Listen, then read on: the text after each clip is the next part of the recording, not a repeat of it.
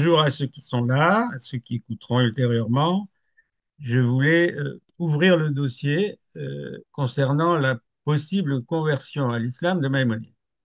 Donc, ça se passait il y a 8 siècles, effectivement, mais nous allons, pour commencer et pour poser le problème historiquement, il ne nous faut pas revenir en arrière, mais donner des éléments biographiques qui progressivement vont permettre de pointer la question. Alors, je reprends des choses que j'ai déjà écrites, donc j'espère que ça me permet de voir quand même. Bon, éléments biographiques sur Maïmonide, nos informations en ce domaine sont fragmentaires, lacunaires. Alors, ce qu'on sait, je lis, hein, Moshe Ben Maïmoun, il est né à Cordoue, Andalous. Andalous, c'est ce qu'on appelle dans l'histoire, enfin, en termes d'historien, toute la partie du sud de l'Espagne et plus large encore et du Maghreb qui était conquise et sous domination musulmane. Tony, excuse-moi, Oui, je t'interromps. Essaye de te placer de façon à ce qu'on voit l'ensemble de ta figure, parce que donc tu te recules un tout petit peu ou tu ouais. modifies ton écran. Ok, tu vois, Tu veux que je me mette en plein... voilà, c'est bien comme ça. Parce que Bon, tout à l'heure, on ne voyait qu'une partie du terrain. d'accord. Mais oui, parce que je me penche pour ma lecture. Alors, je vois comment faire. Non, je ne vais pas le mettre sur mes genoux. Bon, Ben, peut-être que tu modifies un peu ton écran. C'est bien comme ça. c'est bien. Mais quand je me tourne pour lire, je ne sors pas du champ. Bon, Ça va, ça va. ça va. Bon. Alors, dans les sources, donc, il est né à Cordoue, en Andalouse, en 1138. Il est bon de le préciser parce que longtemps, on a pensé que c'était en 1135. Je vous passe tous les détails hein, qui permettent d'affirmer ceci, et quand ce sont des détails dont on n'est pas sûr, je vous le dirai. Hein. Donc, disons 1138, ça semble à peu près acquis. Il est connu dans les sources arabes sous le nom, je vous donne son nom en arabe, Abu Imran Moussa ben Maïmoun, fils de Maïmoun. Maïmoun étant son père, qui était juge et juge au tribunal rabbinique. Bon. Il est connu donc dans les sources arabes. Maïmonide s'est toujours revendiqué pour sa part, s'est toujours revendiqué, je dois me penser, excusez-moi, avec fierté comme un disciple des sages juifs d'Espagne, séfarade dans son hébreu, et donc son père était une autorité spirituelle reconnue parce qu'il était juge rabbinique à Cordoue. Alors, revenons maintenant sur le décor de ce qui se passait, qui était à Cordoue, quels étaient ses conquérants, et en plus ce qu'on peut en savoir. Parti du Maroc à la conquête du sud de l'Espagne, ce qu'on appelle les Almohades, bon, en arabe c'est Al-Muwahidoun, c'est-à-dire partisans de l'unité. Ce sont des unitaristes très rigoureux, partisans d'un islam très rigoureux et peu tolérant. On peut penser que c'est à ce moment-là que Maïmonide et sa famille fuient la ville. Je dis on peut penser parce qu'on n'en sait rien. Si c'est en restait un peu plus ou un peu moins, mais pour ce que nous en savons, il a dû quitter en 148. Je souligne le point en 148, donc notre ami Maïmonide a 10 ans à ce moment-là. C'est important pour la suite de ce qui se dit et de ce qui se propage concernant sa propre attitude à lui face à l'islam. La présence de Maïmonide et de sa famille est attestée à Fès, Fès, capitale de l'Empire almohade, entre 1160 et 1165. Donc déjà, il, il y a comment dire, un gap entre ce dont nous parlons, 1148 et 1160. Déjà, il est plus âgé. Bon. Nous savons qu'il était, donc on sait peu de choses sur cette période intermédiaire. Nous disposons de son propre témoignage, donc ce sont des témoignages fiables. Bon, euh, nous savons que Maïmonide est installé en Égypte à partir de 1167 ou bien en 168 à Fostat. Fostat était non loin de la nouvelle capitale, le Caire. Pour nous aujourd'hui, Fostat est dans le Caire même, mais c'était à quelques kilomètres. Et comme comment dire, La manière de mesurer, c'était à dos d'âne. Bon, donc ça peut être un peu plus difficile pour lui que d'aller à vélo ou a fortiori en voiture. On va en parler après. Avant cette date, donc on va remplir un petit peu ce gap entre les deux dates. Avant cette date, il s'est rendu en Terre Sainte, en terre d'Israël, avec son père et son jeune frère David. Il a séjourné à Saint-Jean d'Acre et il est sans doute passé à Jérusalem où il s'est recueilli. En 1169, son père est alors décédé. Et Maïmonide est déjà une autorité reconnue au sein de la communauté juive. Il est à peine âgé de 30 ans. Donc 1138, 30 ans, ça nous amène en 168. Ça, c'est le témoignage, c'est lui-même qui dit j'avais fini mon ouvrage, c'était le commentaire de la Mishnah, à l'âge de 30 ans, donc on peut, à partir de ces dates, préciser. L'Égypte, où il va se retrouver, est alors dirigée par des souverains fatimides. Ce sont des chiites, des fatimides, qui étaient là, installés en Égypte depuis 2 siècles.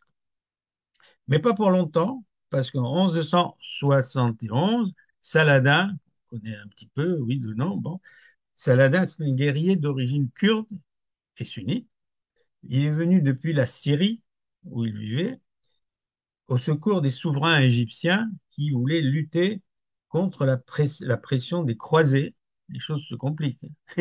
Des croisés installés en Palestine. Il prend alors le pouvoir en Égypte et il restaure l'islam sunnite. Aujourd'hui, on entend beaucoup parler des différentes sunnites, chiites. Bon. C'est le début de ce qu'on appelle la dynastie ayyubide. Saladin passe l'essentiel de son temps sur les champs de bataille. Comme vous le savez, ou comme vous ne le savez pas, il va reprendre Jérusalem aux croisés en 1187. Il va mourir en 1193.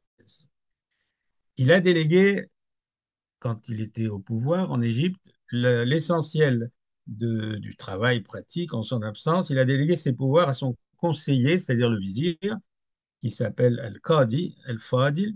Ce dernier est aussi un homme de lettres et bibliophile, et il a accordé son patronage et semble-t-il même son amitié, on ne saura pas trop, à Maïmonide. Donc, Maïmonide, considéré comme une haute autorité rabbinique dans le monde juif, il joue un rôle éminent à la tête de la communauté juive d'Égypte qu'il représentera auprès des souverains du pays. Alors, il faut mettre immédiatement un bémol à ce que je viens de dire, parce que la carrière de Maïmonide pour ce qui est de devenir le chef des Juifs, Raïs El Yaoud, on dit en arabe, elle a été scandée par des complots entre les dirigeants juifs et donc par 2 fois, il a dû laisser cette charge et il l'a reprise. Donc il faut entrer dans cette chronologie. Pourquoi? Parce que dans cette polémique, comme vous l'imaginez, il y a eu des arguments qui se sont échangés de part et d'autre. En particulier, si vous ne suivez pas, vous m'interromprez. En particulier, quand il a commenté son livre qui s'appelle le Mishneh Torah. Alors, pour être plus précis, je vais maintenant reprendre les activités de Maïmonide et on reviendra sur ce point. Alors. Maïmonide meurt à la fin de l'année 1204, au moment même où son grand ouvrage philosophique, le Guide des égarés, est traduit de l'arabe en hébreu, puisqu'il a été écrit en arabe, par un érudit provençal qui s'appelle Samuel ibn Tibon, qui vivait dans le sud de la France, disons. On peut affirmer que l'activité du savant, de dirigeant spirituel et politique, son travail de médecin, son autorité dans le domaine de la loi juive auraient suffi à lui assurer une place de choix dans l'histoire des communautés juives. Ce sont toutefois ses écrits qui lui assureront une réputation et une considération au-delà même du monde juif, encore assuré aujourd'hui, 8 siècles après sa mort. Alors, quelques précisions sur ce qu'on sait de ses œuvres et ses publications. Il est l'auteur de près de 500 responsa. Responsa, ce sont par les questions nombreuses qu'on adresse à une autorité rabbinique et les réponses qu'il donne, on a conservé beaucoup de choses. 500 responsa, C'est beaucoup. Il est l'auteur de plusieurs épîtres, et ça là, en hébreu, à propos de la résurrection, à propos de l'apostasie, à propos du messianisme. Ce sont des points qui seront très importants ensuite dans la contestation de son autorité rabbinique. Il a écrit des notes mathématiques, astronomiques, une dizaine d'ouvrages médicaux, mais surtout, il est l'auteur de trois grandes œuvres sur lesquelles je m'arrête un peu plus pour donner juste les détails pour les avoir en tête. Il écrit donc à 30 ans le commentaire de la Mishnah. Pour expliquer ce qu'est la Mishnah, est la mise par écrit de ce qu'était pendant des siècles l'activité des Juifs dans tous les domaines, rédigée après la chute du Temple, donc vers le deuxième siècle après Jésus-Christ, et qui consigne de manière ramassée, qui consigne l'ensemble de la législation dans tous les domaines du monde juif. 1138, 1138, donc, la Mishnah qui est composée en arabe est achevée en 1168. La Mishnah est le code de la loi juive, fondateur du judaïsme rabbinique, élaboré par les sages de Palestine vers le deuxième siècle de l'ère commune.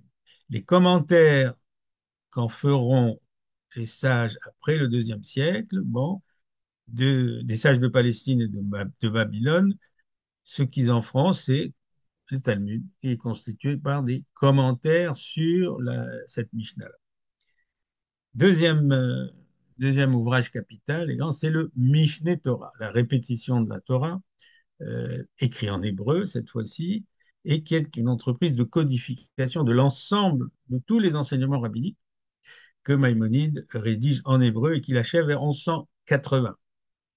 Une sorte d'introduction à l'œuvre, une sorte d'introduction à l'œuvre de cette commentaire de la Mishnah est paru sous le titre Le Livre des Commandements, c'est rédigé en arabe. Enfin, un mot quand même sur ce qu'est ce Mishneh Torah. Donc, ceux à qui est destiné, ceux à qui ont destiné la codification des questions de dogme s'adressent principalement, comme dit Maïmonide, à ce qu'on appellerait des légistes talmudistes, c'est-à-dire dans son esprit, ce ne sont pas des philosophes. Mais c'est pour ouvrir, soutenir dans leur tâche d'arbitrage, il faut faire ceci, il faut faire cela, voilà comment vous allez le faire, bon, qu'elle est destinée. Elle aide à circuler dans ce qu'il appelait l'océan de la littérature talmudique. Évidemment, le guide des égarés, tout le monde a entendu parler, ne serait-ce que le nom de ce texte. À qui est destiné le guide des égarés? Il est destiné à l'homme parfait dans sa religion, parfait excusez-moi, dans sa religion et ses mœurs, qui a étudié, maîtrisé les sciences,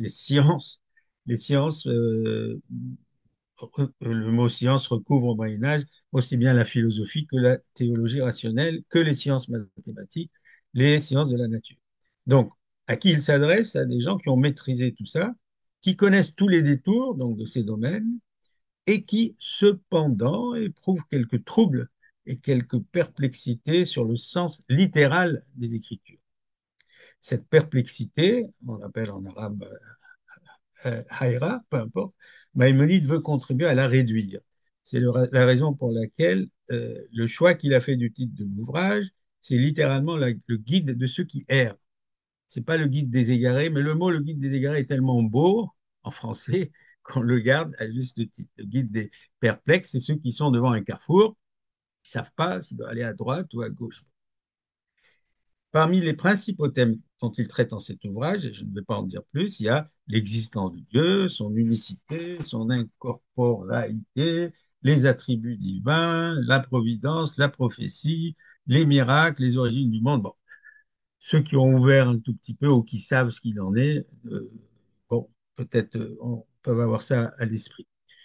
Je laisse maintenant la question de la possible conversion. Je change de texte. Je vais lire un texte qui n'a pas été rédigé par moi, mais qui est très significatif. On dispose d'un texte arabe. On va voir que ce sont ça les éléments de connaissance de cette question de sa conversion ou pas. Un texte arabe qui s'appelle le Livre des Sages. vers le 12e, oui, 12 siècle, à cheval sur le 12e et le 13e, un certain Ibn al-Kifti, peu importe. Et voici ce qu'on peut lire dans les textes d'Al-Kifti. Je cite, hein, c'est traduit de l'arabe par Shlomo Pines et ensuite du français. Moussa ben Maïmon, l'Israélite, l'Andalou. Ce fut un homme des gens d'Andalousie, juif de religion. Donc c'est un auteur arabe qui parle, hein. Il avait lu la science des anciens, il était versé dans les mathématiques, il connaissait bien certaines choses de la logique, il avait lu là-bas la médecine, était devenu très savant, mais n'avait pas eu le courage de pratiquer la médecine. El-Koumi, c'est un autre auteur que cite Al-Kifti. Al-Koumi, le berbère qui était au pouvoir dans le Maghreb, a donné l'ordre d'expulser les juifs et les chrétiens du pays où il régnait. Et il a fixé, non, donc c'est un souverain, il a fixé un intervalle de temps et une condition, deux points. Ceux d'entre eux qui se convertiraient à l'islam, hein, pour la première fois le mot qui est prononcé, ceux d'entre eux qui se convertiraient à l'islam, à l'endroit où ils étaient, pourraient gagner leur vie comme des musulmans et ils auraient les obligations concernant les musulmans. Celui qui resterait dans sa religion, juive en l'espèce, celui qui resterait dans sa religion partirait avant la date qui lui sera fixée. On ne précise pas encore la date. Bon. S'il restait après cette date dans ces territoires au pouvoir du sultan, il perdrait la vie et la fortune. Alors, il est souligné, il perdrait la vie et la fortune. Tout de suite, quelque chose qui se pose, est-ce que c'est vraiment perdrait la vie ou quelque chose de plus lâche ça, c'est les questions que se poseront les érudits. Quand cet ordre fut ratifié, ceux qui étaient d'une condition médiocre partirent. Restèrent ceux qui avaient une famille nombreuse, excusez-moi, et qui étaient avares. C'est une traduction en ce qui concernait la fortune. Ils firent semblant d'être musulmans, ils firent semblant d'être musulmans et dissimulèrent leur mécréance. Moussa ibn Maïmoun fut l'un de ceux qui ont fait cela dans son pays, le pays où il était. Donc, euh, il y demeura quand quand il fit montre des signes distinctifs de l'islam, il observa les commandements dans tous leurs détails, comme la récitation du Coran et la prière, donc, la prière des musulmans, et il agit ainsi jusqu'à ce qu'une occasion se présenta de faire un voyage. Après avoir réuni toute sa fortune dans un intervalle de temps où il fut possible, il quitta l'Andalousie pour l'Égypte, avec sa famille avec lui, et il s'installa dans la cité de Fostat, ça recoupe des choses que nous savons donc, parmi les juifs de cette ville, et il fit montre de sa religion juive. Donc, dans cette hypothèse, il est devenu musulman, mais il est devenu juif pour l'islam, c'est un relapse. Donc, quelqu'un qui est passible de la peine de mort. Bon. Il habita un quartier qui s'appelle El Massissa. Tout ça enfin, quand je parle de choses qui sont parfaitement connues, je ne m'arrête pas. Donc, on va relever juste ce qui peut sembler douteux. Il habita un quartier qui s'appelle El Massissa et gagna sa vie par le commerce des pierres précieuses et autres choses de ce genre. Les gens lisaient sous sa direction les sciences des anciens. Et ce fut dans les derniers jours de la dynastie égyptienne fatimide, comme nous l'avons dit là. On a voulu le faire servir dans la communauté des médecins et le faire partir à Ashkelon, on connaît Ashkelon maintenant, près du roi des Francs, qui avait demandé un médecin. Ils choisirent les autorités musulmanes, ils choisirent Maïmonide pour aller servir de médecin à Ashkelon. Mais il persista dans son refus, donc il n'a pas voulu aller là-bas. Puis, quand l'autre nouveau souverain, Almoez, régna sur l'Égypte et que la dynastie fatimide, ce qu'on vient de décrire, la dynastie fatimide, la dynastie fatimide s'occupa de lui, lui porta attention, lui fixa un traitement. Autrement dit, tout ça recouvre l'idée que une fois que ça a changé de pouvoir et que l'islam sunnite de Saladin a permis une autre politique et on lui a permis de pratiquer la médecine, Maïmonide s'associa aux autres médecins. Il ne donna pas d'opinion originale à cause de son peu de rapport avec la communauté médicale. Bon. Dans les soins médicaux, il n'eut pas beaucoup de succès. En Égypte, il épousa les sœurs d'un homme. Moussa Maïmonide mourut en Égypte dans les limites de l'an 605-1205. Il donna l'ordre à ses successeurs de le porter après sa mort au lac de Tibériade, tout ça est vrai, hein, et parmi les tombeaux des fils d'Israël et de ceux d'entre eux qui excellaient dans la science de la loi. Et il composa un texte sur le Talmud qui est un commentaire, une explication. Certains d'entre eux, des Juifs, l'apprécient beaucoup. Il fut conquis par les idées de la philosophie et composa une épître sur la réfutation de la résurrection des morts. Il a effectivement composé un livre sur la résurrection des morts parce qu'on le soupçonnait dans le monde juif de ne pas reconnaître la résurrection des morts. Les notables juifs lui reprochèrent une épître et il la cacha à tous, sauf à ceux qui étaient d'accord avec son opinion à ce sujet. Il composa un traité de Galien, tatati, tatata, bon, je passe, et on arrive à ceci. Vers la fin de sa vie, vers la fin de sa vie, il eut l'infortune de rencontrer un homme d'Andalousie, un certain Aboul Arab ibn Marisha, qui vivait en Égypte, et il prit à partie, donc ce fakir, Aboul Arab, il prit à partie donc Maïmonide au sujet de sa conversion à l'islam quand il était en Andalousie. Il le diffama et lui imputa une conduite honteuse, c'est-à-dire d'être un relapse, et voulut lui nuire. Mais le calife, le vizir Al-Qadi, dont on a parlé tout à l'heure, l'empêcha de faire cela en disant la conversion à l'islam d'un homme à qui on a fait violence, c'est-à-dire pour le convertir, n'a pas force de loi dans la loi musulmane. Ça, c'est le premier témoignage, donc au XIIe siècle, par ce qu'on appelait un bibliographe à l'époque, mais ça veut dire qu'il compilait l'ensemble des renseignements, qui n'étaient pas toujours faux, mais qui n'étaient pas toujours vrais ou qui étaient conjecturels pour nous. C'est repris donc par un autre ouvrage, peu importe, un peu plus tardivement, qui dit la chose suivante. Le Raïs Moussa s'est converti à l'islam dans le Maghreb. Il savait le Coran par cœur et s'est occupé du fiqh, c'est-à-dire de la loi musulmane. Ensuite, quand il s'est rendu vers le pays d'Égypte et s'est installé à Fostat, il a apostasié. Il a apostasié. Suivi dans ses... Bon. Parmi ses œuvres, il a composé l'abrégé des livres de Galien. Il a fait un traité sur les hémorroïdes, effectivement. Bon, il en a fait une dizaine de traités médicaux. Et il s'occupait des soins de santé du roi Afdal, le fils de Saladin. Il a écrit un traité sur les drogues et sur la façon de se préserver des médicaments qui tuent. Voilà, ça c'est le deuxième témoignage.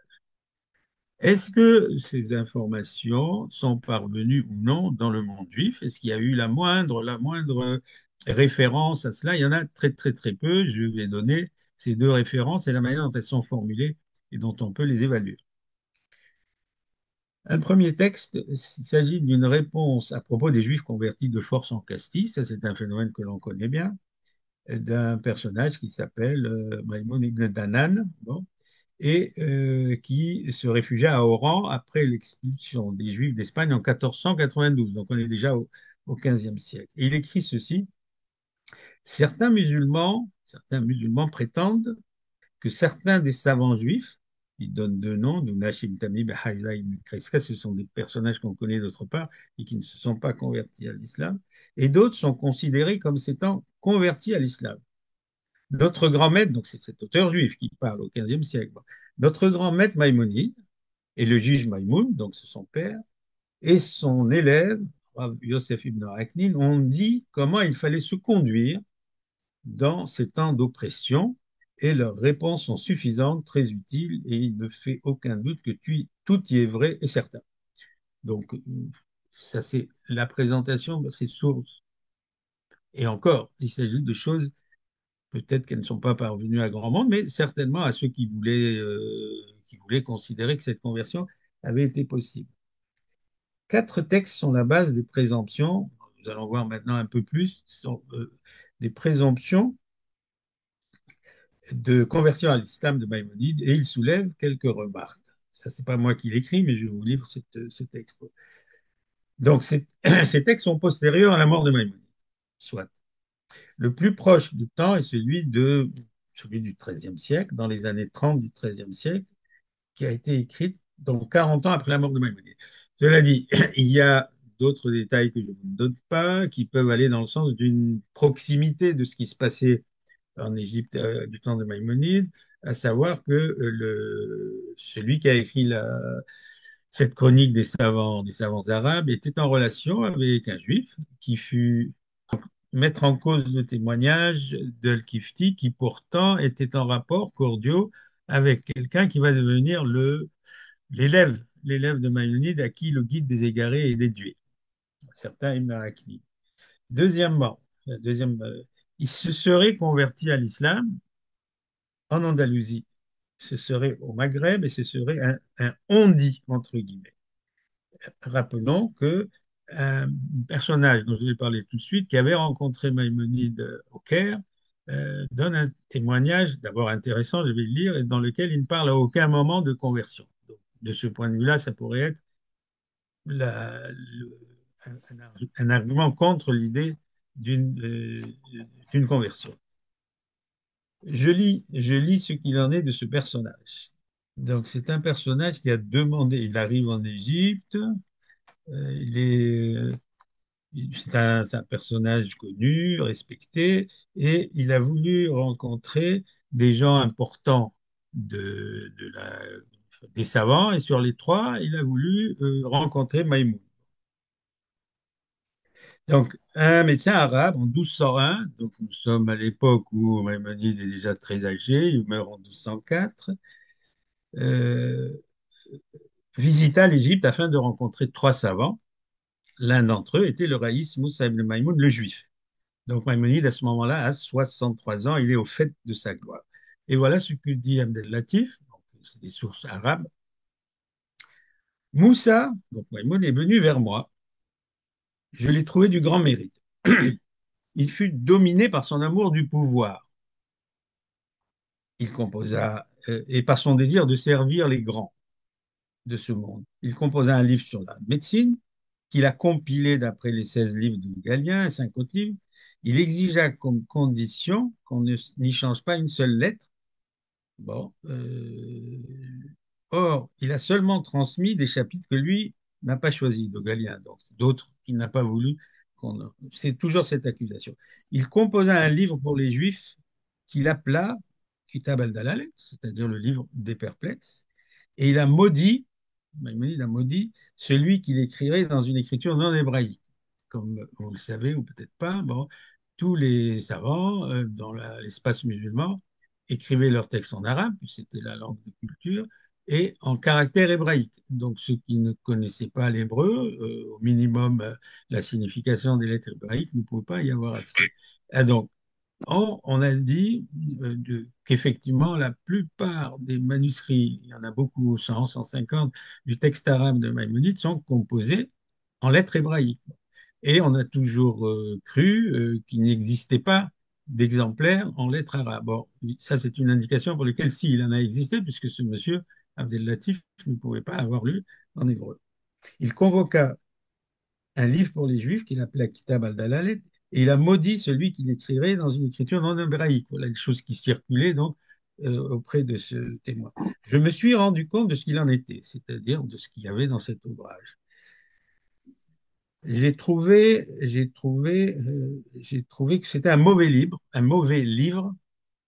qui corrompt les fondements des lois et les croyances religieuses, par cela même grâce à quoi il croit les améliorer.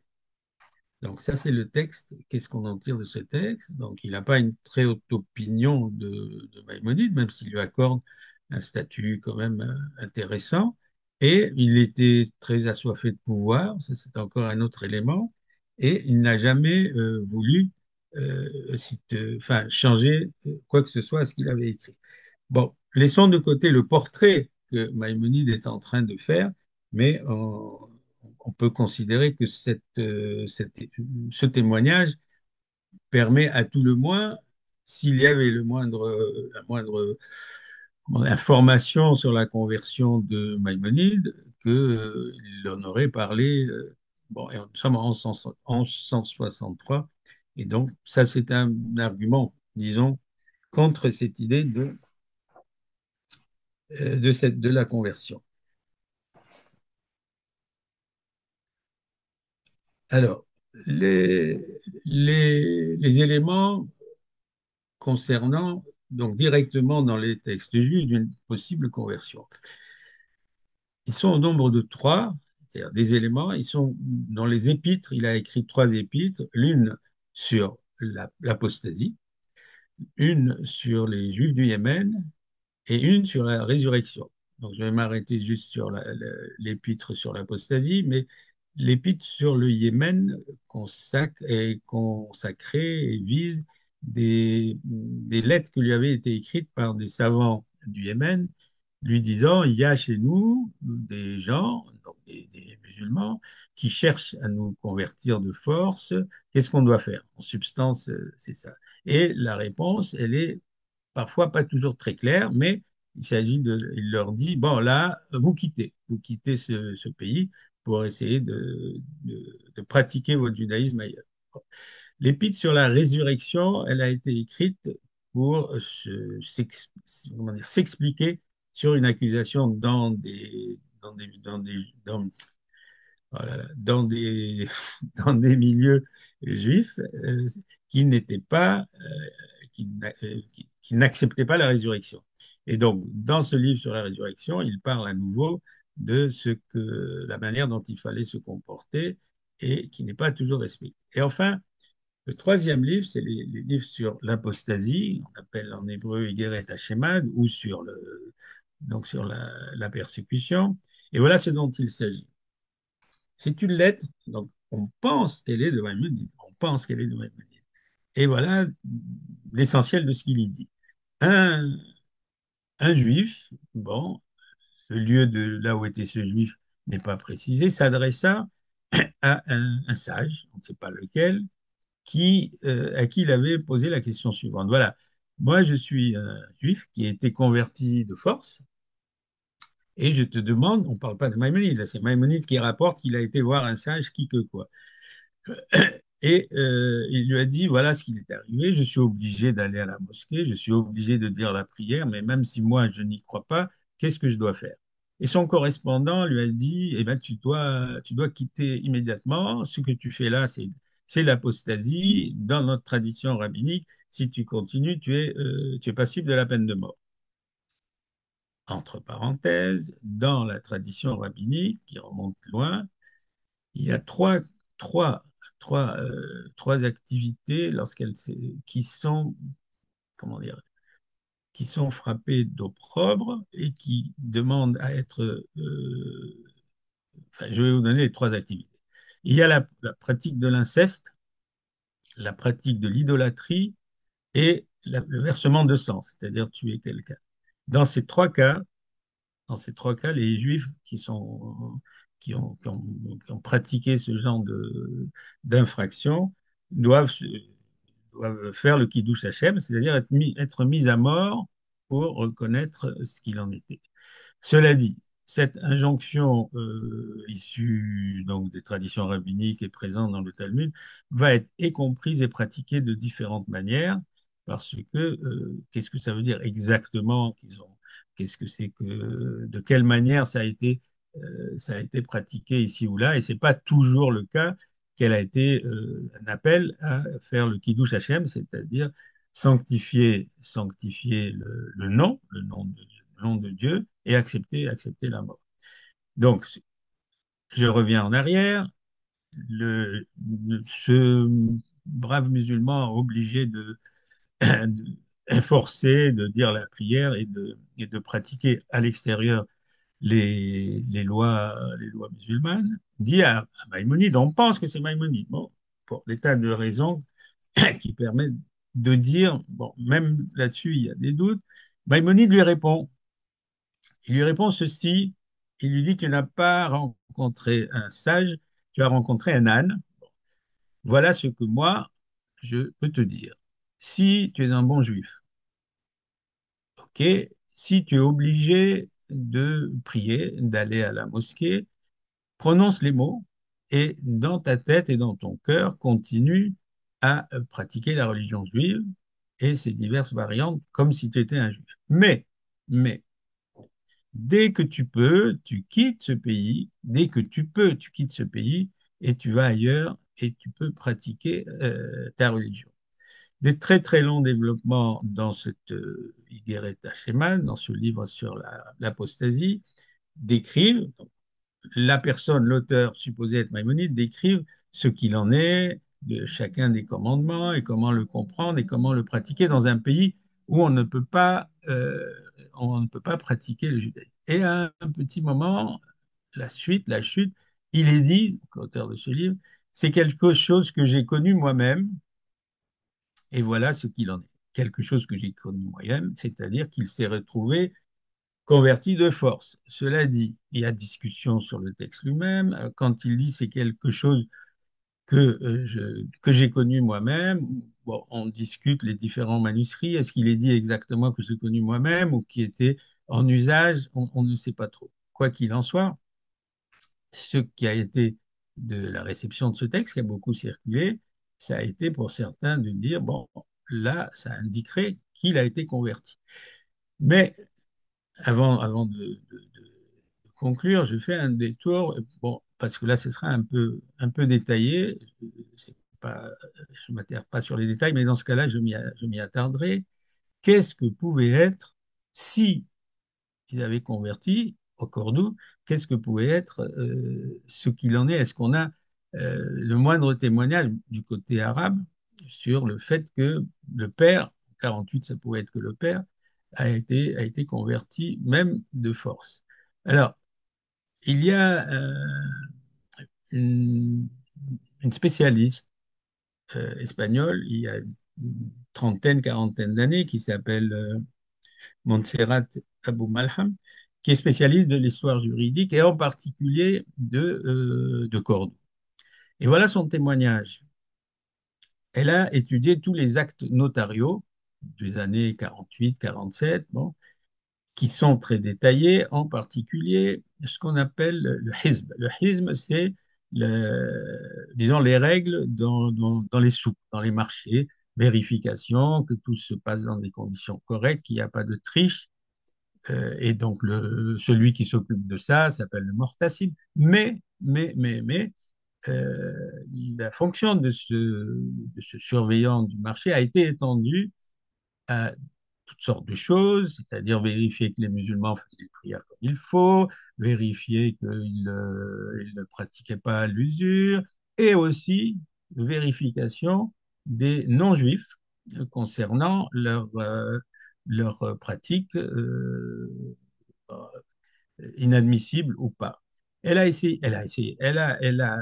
étudié tous les documents notariaux et elle n'a pas trouvé de preuves valides permettant de penser que Maïmonide, père et fils, ont pu être convertis et devenir des musulmans. Elle donne des textes tout à fait convaincants à cet égard. La conclusion qu'on peut tirer de ce voilà, de ce témoignage très, très érudit, c'est que si jamais il avait été converti à l'islam, si jamais il avait été converti à l'islam, ça ne pouvait être que par la force. Mais elle dit elle-même qu'elle ne peut pas en dire plus. Donc, nous en sommes réduits à cet ensemble de témoignages. Bon, tous les détails, on les retrouve dans des livres, certains qui sont tout à fait importants. En particulier, je vais vous le montrer juste à l'écran. Il faut que tu Oui. recules ton livre pour qu'on le voit en entier. Encore, Mhm. un tout petit Mhm. peu. OK. Donc, bon, ben, c'est un enfin, un très bon connaisseur de la philosophie médiévale et de l'histoire médiévale. C'est un livre, c'est une biographie, celle qui fait autorité, rédigée par un certain Davidson, qui étudie dans le détail tout ce qui est texte arabe, hébreu. Est-ce que la politique des Almohades, par exemple, dont on a cité dont on a cité la souveraineté sur Cordoue, est-il vrai que la condamnation des gens qui étaient en islam et qui devaient être, bon, qui devaient soit s'en aller, soit resté et de devenir complètement musulman? Est-ce qu'elle impliquait, s'il ne le faisait pas, la mort? C'est pas rien, hein. Ou si c'était simplement, vous pouvez bon, garder dans votre tête ou même en privé vos mœurs, mais à l'extérieur, vous devez vous conduire comme des vrais musulmans. C'est important. Et de savoir comment se faisait-il que, je disais que l'empire des Almohades avait, le cœur de l'empire, c'était Fès. Et comment se fait-il que Maïmonide et son père soient venus à Fès, qui était le cœur, donc le cœur de cet empire, donc se mettre, comme on dirait, dans la gueule du loup. On est sûr qu'ils étaient là parce qu'on a le témoignage du père lui-même qui avait rédigé, en arabe bien entendu, une épître qu'on appelle l'épître de la consolation, en hébreu, traduction de l'arabe, Igereta Nehama. Et dans cette lettre qui est comme dans tous les genres de lettres de ce genre, d'appeler les Juifs bon, à faire front et que c'est pas la première fois que dans l'histoire des Juifs on a été violenté, persécuté, mais que enfin, le salut viendra, etc., etc.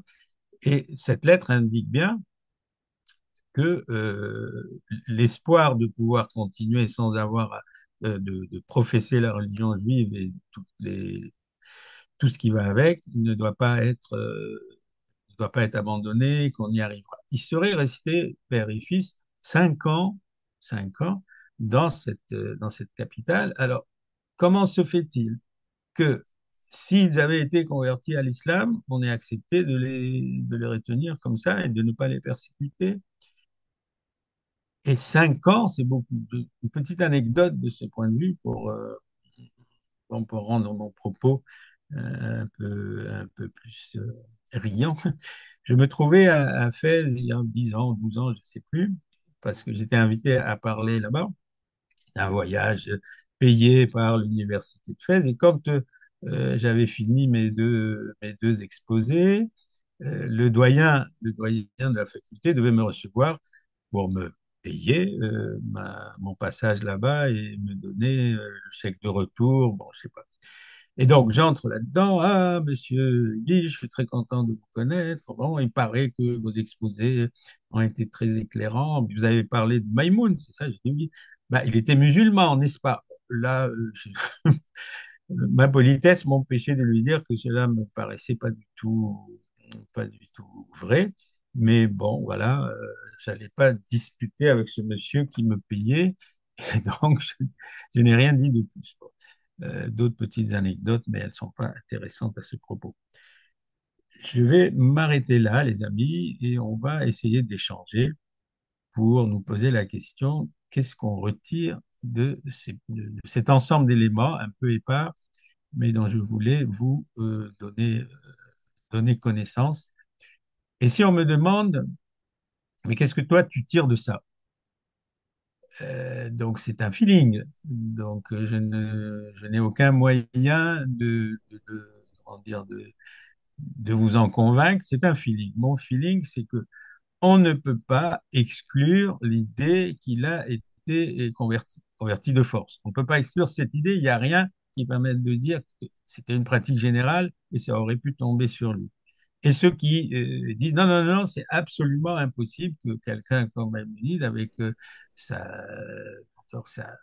personnage, sa place, sa considération, et après tout, bon, ça ne peut être que des rumeurs et des sources arabes qui avaient intérêt à le calomnier. Entre les deux, quel est mon feeling? Feeling, je répète, moi, je pense qu'il n'a pas été converti et qu'il n'a jamais eu accès, enfin, qu'il ne pouvait pas accepter ça, mais c'est un feeling simplement, donc je ne peux pas trancher.